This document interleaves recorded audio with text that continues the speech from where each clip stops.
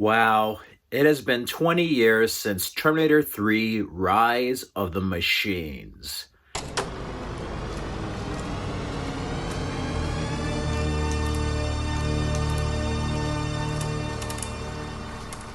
Whether you like or dislike this movie, one cannot deny the hype that was surrounding it 20 years ago.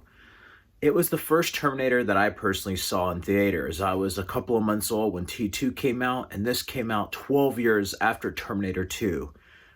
Arnold seemed a bit too old, but who knew that he would be Terminator at a much older age, and that we would have a total of 6 films and 2 seasons of a television show, plus numerous video games, after T3 Rise of the Machines. I don't know about any of you, but I remember like the first teaser trailer. I think I saw it on Men in Black 2 in the summer of 2002. And I thought it was a Matrix sequel. It's before I knew it was going to be Reloaded and Revolutions. I thought it was Matrix. And the Warner Brothers logo morphed. For international audiences, I think you saw the Columbia Pictures logo. It morphed and it started dropping liquid metal. And you started hearing that classic Brad Fiedel Terminator score. That doo-doo-doo, and then it goes up, and then a laser cuts a 3, and then it blasts onto the screen. It has T3 Rise of the Machines. And that was so awesome, hearing the music and everything, wondering what's going to happen. This is before the internet. I love the trailer. I love the other trailer that was on Matrix Reloaded, where it has like the music and everything, very action-packed. And she's like, you don't want to do this. You don't want to do this. And she's like, desire is irrelevant. I am a machine. And then it has like the Terminator 3 logo that looked like T2. I wish they had that open and crawl in the movie. It kind of has like a lame, boring title. I wish it had the metal doors like in T2. I love that trailer. But like I was saying, this was like before internet and spoilers and everything. So when I saw those trailers, the kid in me at just 12 years old thought that James Cameron was coming back to direct this. I love the first 2 Terminator films. Titanic was the first James Cameron film, I think. I take that back. Second James Cameron film I saw. True Lies was the first. Saw that with my mother. And then Titanic was the first James Cameron movie I saw in theaters. So after that, I found the original Terminator on VHS because I saw a bit of 2. Didn't really like it at first. I didn't know much of the history, and it was kind of a long film for me. So I got into the first Terminator. My brother actually bought it for me at Circuit City on VHS. It was like on sale for $9.99, and I absolutely love the original Terminator. It's back when it had its mono track. And then my mom got me T2, previously viewed at Hollywood Video. And I loved that movie once I knew the backstory. Movie, it was enhanced because of the Terminator. Those 2 films were just one of my favorite films, along with Mad Max, Road Warrior, Saturday Night Fever, growing up and wanting to kind of get into filmmaking, in the late 90s, early 2000s. So when I saw that Arnold was going to come back for T3, I was excited. Everyone was. I mean, how are they going to continue it? It seemed like they ended it. How are they going to continue it? I was excited for Linda Hamilton, Edward Furlong, who actually was attached for a brief time before he got into some drug trouble, which is sad. But Nick Stell, nevertheless, does a fine job. He is a child actor himself. Wonderful performance with Mel Gibson in The Man Without a Face. He was later on in Sin City. Here he's kind of reminiscent of Tobey Maguire in Spider-Man, I think, as a John. Then you have Claire Danes as Catherine Brewster. Who could forget her? She was in Romeo and Juliet, later on Homeland. And then you have Kristanna Loken as the TX, the first female Terminator. And yeah, she's awesome.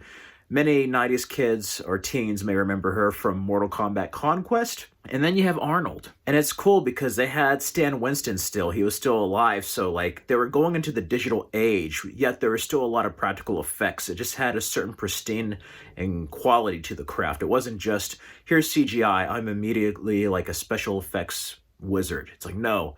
You still had to have talent to use CGI, and I think that's why the CGI in this film still holds up even more than the later on movies. And even T2, to a degree, still holds up compared to many movies. It's just like the first Jurassic Park, where it's dated in some parts, but it really holds up a lot more than current films. I didn't know Jonathan Mostow directed this until we saw it in the theaters, and I wanted my dad and I to go see this. It came out July 2nd of '03, that's right. And I was excited. I watched the first 2 VHSs. Terminator Dawn of Fate, I think, came out the year before, so I played that on PS2. And I got the prequel comic from Dark Horse Comics. I read that. I read the novelization, which I get into in a bit, but like I was excited the night before, watched T2 on VHS. Like, let's go. And something kind of dropped to me when I saw it and just saw directed by Jonathan Mostow. I'm like, wait, James Cameron's not involved? And then there was just like a basic logo. And then we saw what we saw, and I loved it. There was action, the crane chase, the humor was funny in this. In many ways, it was a little bit too satirical. It was like a satire of T2 with a similar formula of T2. I just love that opening where it's just like, give me your clothes. And he's like, wait your turn, bitch. Talk to the hand. And he like crushes his hand. He's like, give them to me now.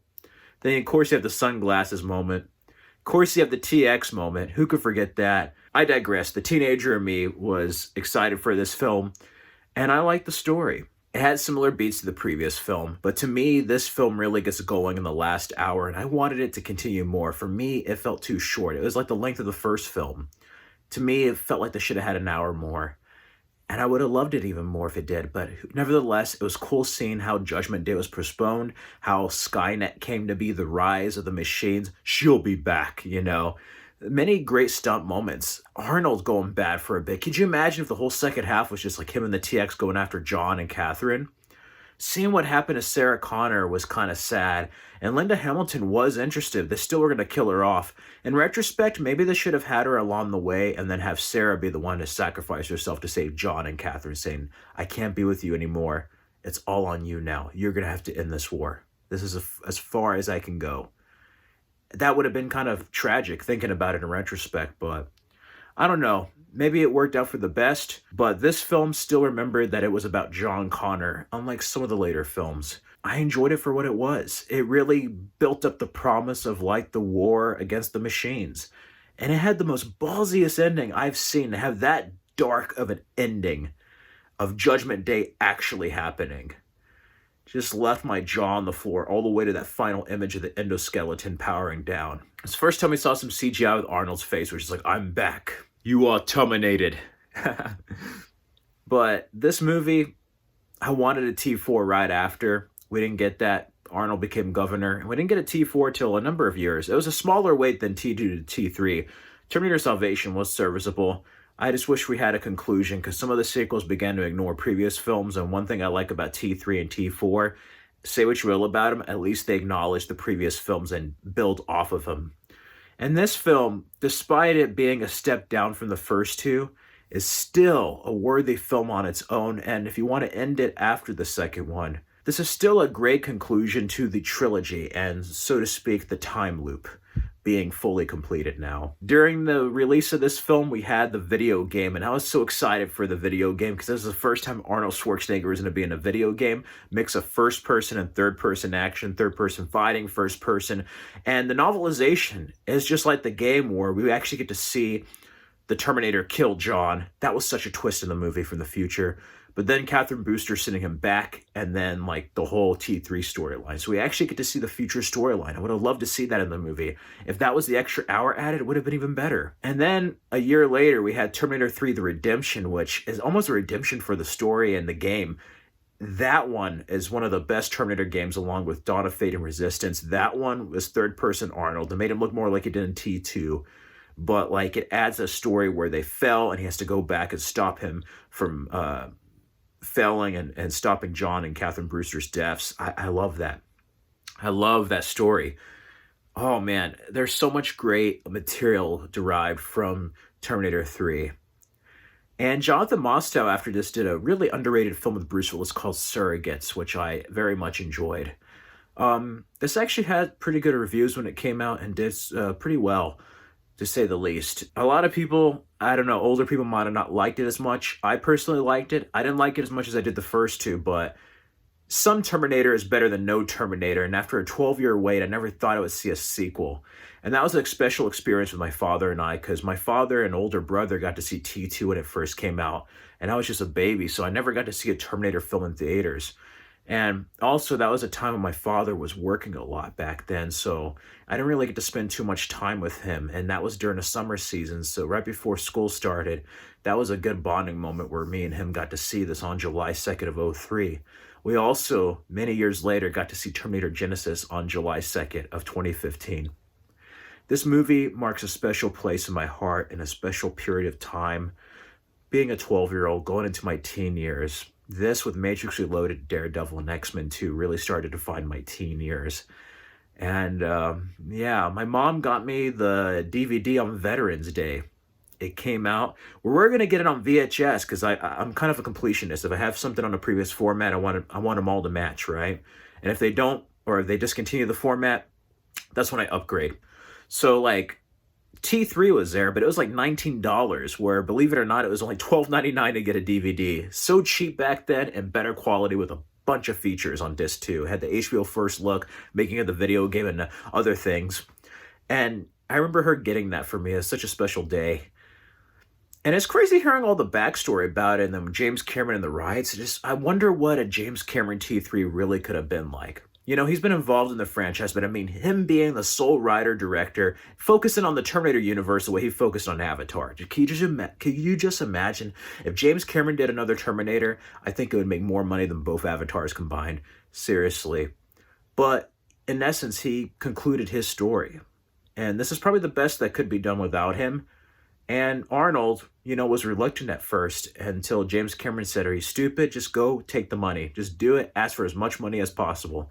And that's what he did. And you know what? Despite that, it doesn't feel shoehorned in. He still put the performance in. As the Terminator, Arnold was born to play this character.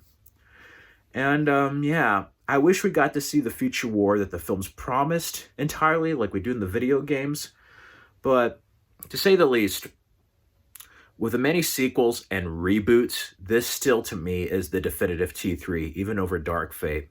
It's still remembered it was a story about John Connor, and even though postponed and undermined some of the stuff in T2, it didn't make it all for nothing, and that's why I like it more. Anyway, let me know your thoughts on Terminator 3 Rise of the Machines. You can go ahead and check out my Terminator Memories video, my rankings, some other Terminator-related content, and subscribe for more videos. Stay safe and healthy, everyone.